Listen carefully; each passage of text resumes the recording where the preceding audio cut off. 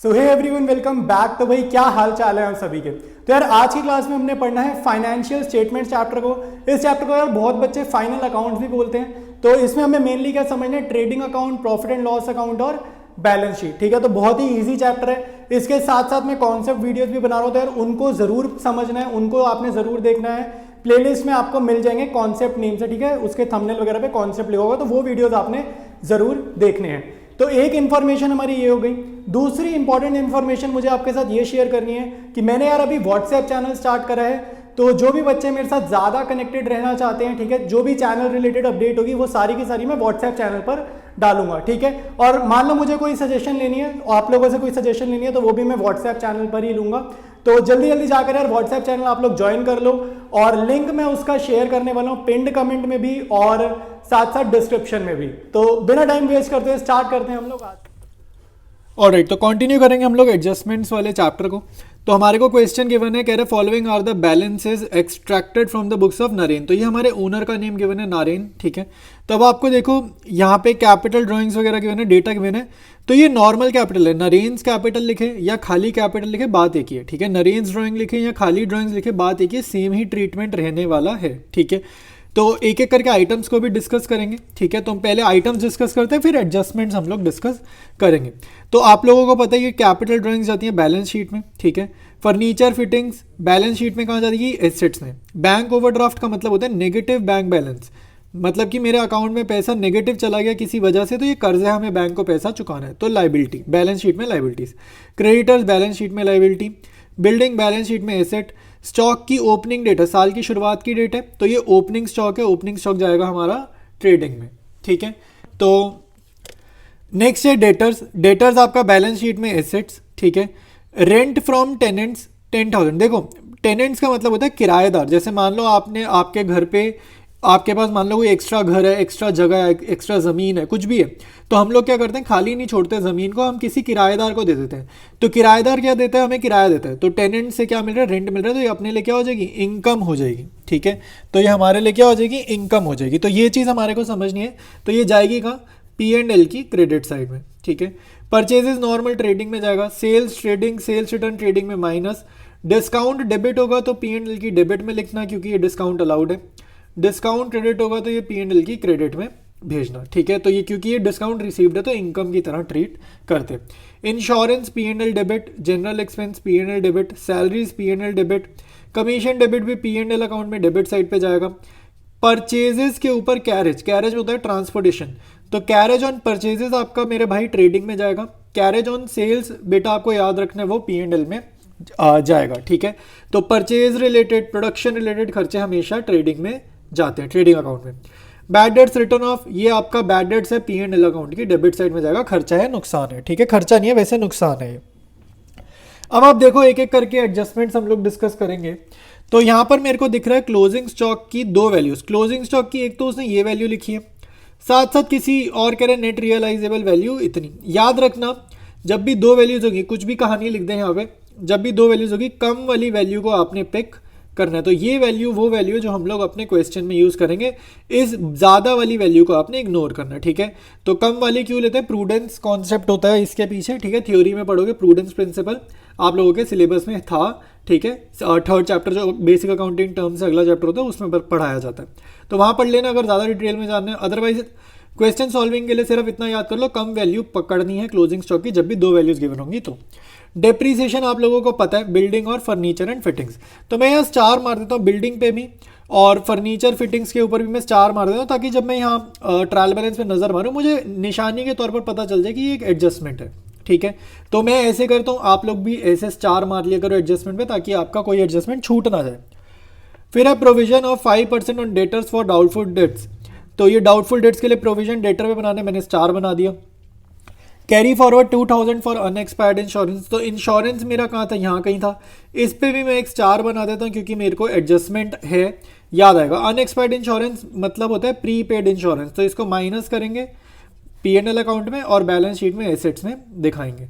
तो outstanding salary आपको पता ही है, सैलरी में ऐड करेंगे और बैलेंस शीट में लाइबिलिटी में दिखाएंगे। तो ये सैलरी में भी एक स्टार बना देते हैं, ठीक है। तो सभी एडजस्टमेंट में मैंने स्टार बना दिया, ठीक है। और कौन सी चीज़ कहाँ जाएगी सब कुछ बता दिया। अब सोल्यूशन करते हैं और देखते हैं हमारा आंसर मैच हो रहा है एग्जैक्ट, या हम कुछ गलती वगैरह तो नहीं करते, ठीक है। तो ये सारी चीज़ें हम लोग चेक करते हैं। और स्टार्ट करेंगे भाई। सबसे पहले ऑर्डर याद रखना, मैं सभी क्वेश्चंस में बताता हूँ। पहले ओपनिंग स्टॉक लिखना है आपने, ठीक है, और इधर आपने लिखना है बाय सेल्स, ठीक है। अगर आपको सेल्स रिटर्न गिवन है तो सब्ट्रैक्ट करेंगे सेल्स रिटर्न क्वेश्चन में से, और ये काम इंटरनली करते हैं, और फिर इधर लिखते हैं क्लोजिंग स्टॉक। देखो मैं अभी अमाउंट से लिख रहा हूँ, मैं सिर्फ आपको ऑर्डर बता रहा हूँ कि मैं देखता हूँ बच्चे कई बार क्लोजिंग स्टॉक ऊपर लिख देंगे, सेल्स नीचे, ओपनिंग स्टॉक बीच में, ऊपर वेजेस, ऐसे मत करना, ठीक है, इंप्रेशन अच्छा नहीं जाता। तो ये चीज़ें ध्यान रखना। सबसे पहले ओपनिंग स्टॉक ढूंढा हमने, ये 2,20,000 का हमारे को दे रखा है ट्रायल बैलेंस में। फिर मैं सेल्स देख लेता हूँ, सेल्स मुझे 15 लाख की दे रखी है, और रिटर्न मुझे 20,000 का दे रखा है। तो ये इसमें से सब्ट्रैक्ट करेंगे तो 14,80,000 आ जाएगा। क्लोजिंग स्टॉक की दो वैल्यूज है हमेशा, विच एवर इज लोअर, कम वाली वैल्यू आपको उठानी है, मैं हमेशा बता रहा हूँ। तो 2,06,000 आपकी कम वाली वैल्यू हो जाएगी, ठीक है। फिर उसके बाद आएगा 2 परचेजेस, ठीक है। परचेजेस के लिए परचेजेस रिटर्न तो मुझे दिख नहीं रहा है, खाली परचेजेस दिख रहा है 11 लाख रुपए का, तो 11 लाख का परचेजेस हम यहाँ पर लिख देंगे, ठीक है। उसके बाद हमारे को दिख रहा है कैरेज ऑन परचेजेस, ठीक है, जो ट्रेडिंग में जाएगा तो एक वो लिख लेते हैं। 2 कैरेज खाली लिख लो बेशक 2 कैरेज, या मैं पूरा लिख देता हूँ 2 कैरेज ऑन परचेजेस, मतलब जब माल खरीदते टाइम, गुड्स खरीदते टाइम जो हमारा ट्रांसपोर्टेशन का खर्चा हुआ है उसको बोल रहे हैं कैरेज ऑन परचेजेस, ठीक है। तो मेरे अकॉर्डिंग इतनी आइटम्स ही जाएंगी, एक बार स्टिल मैं वेरीफाई कर लेता हूँ, अगर और कुछ नहीं जाएगा तो हम लोग आंसर निकालते हैं। ऑलराइट, तो क्रेडिट साइड का टोटल करते हैं, हमारी बड़ी वाली साइड है, तो ये 14 लाख और 2 हो जाएगा 16,80,600। तो बड़ी साइड का टोटल कॉपी पेस्ट करेंगे दूसरी साइड, ठीक है। और बड़ी साइड में से ये 3 आइटम सब्ट्रैक्ट करो, तो ये 1 2 3 ये तीनों आइटम सब्ट्रैक्ट करोगे तो आपका जो आंसर आएगा उसको बोलेंगे ग्रॉस प्रॉफिट CD। और याद रखना आपको यहाँ पे ब्रैकेट में बैलेंसिंग फिगर जरूर लिखना है, बहुत इंपॉर्टेंट होता है ये। पता जब हम ये लिखते हैं ना तो टीचर जब आपका आंसर चेक करने लगता है ना तो उसको दिख जाता है कि ग्रॉस प्रॉफिट कहाँ है।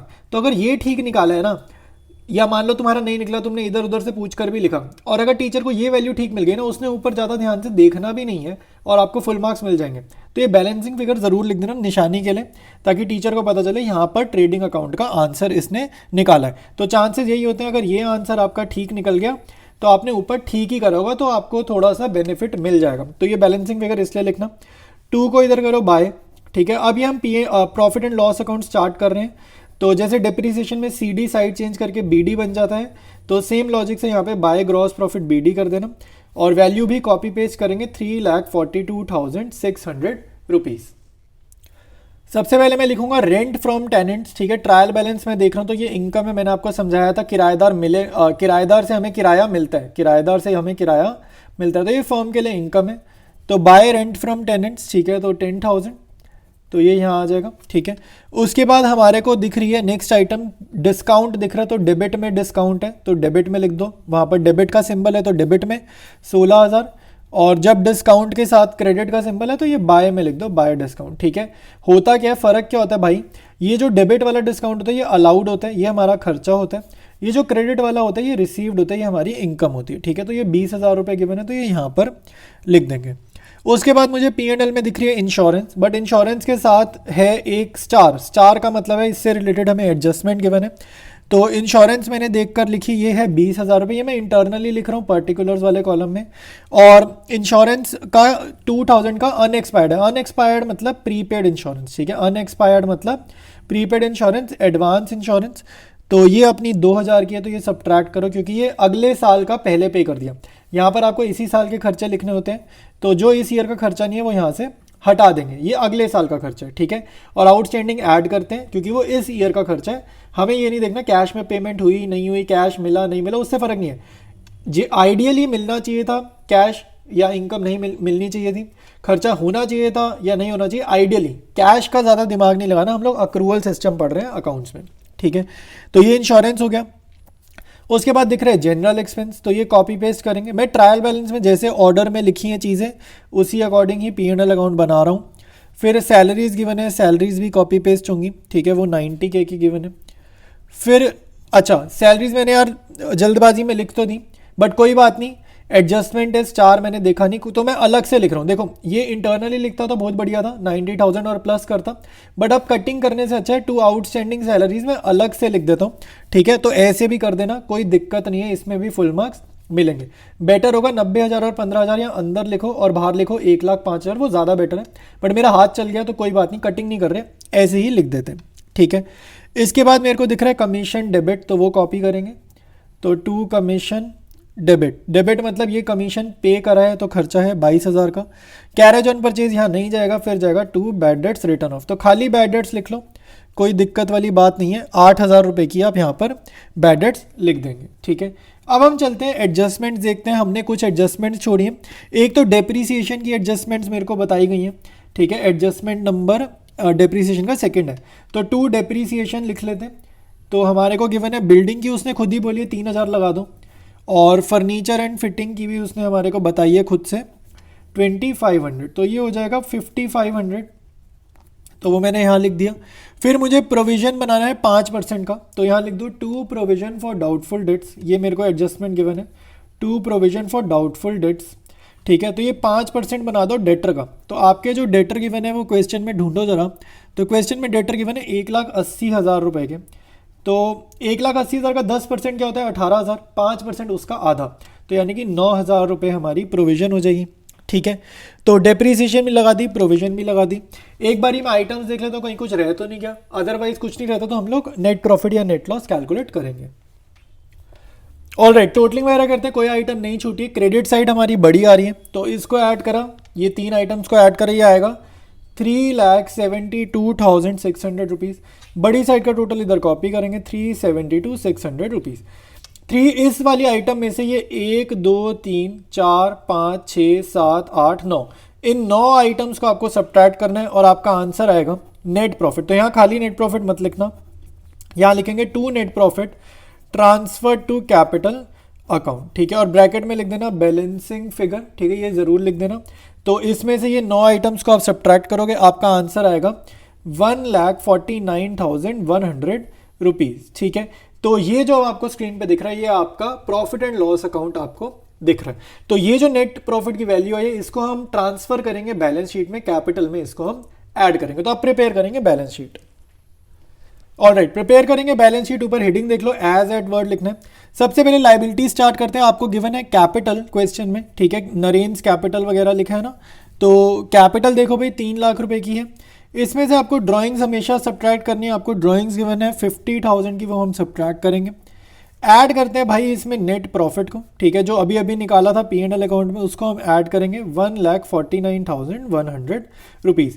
तो 3 लाख में से 50,000 जाएंगे, माइनस होंगे, फिर जो अमाउंट आएगा 2,50,000 यानी कि उसमें इसको थर्ड आइटम को ऐड करेंगे, तो आपका आंसर आएगा 399,100 रुपीज़, ठीक है। उसके बाद मेरे को देखो फर्नीचर एंड फिटिंग्स गिवन है, बट उससे रिलेटेड मुझे स्टार लिखा हुआ है वहाँ पर, ट्रायल बैलेंस में मैंने स्टार बनाया था, तो इस पर डेप्रीसिएशन लगानी है। तो 26,000 माइनस करो डेप्रीसिएशन 2,500 की, तो ये आपका कितना आ जाएगा 23,500 रुपीज़, ठीक है। उसके बाद देखो भाई हमारे पास बिल्डिंग दिख रहा है, नहीं बैंक ओवरड्राफ्ट दिख रहा है पहले, तो पहले हम बैंक ओवरड्राफ्ट लिखेंगे।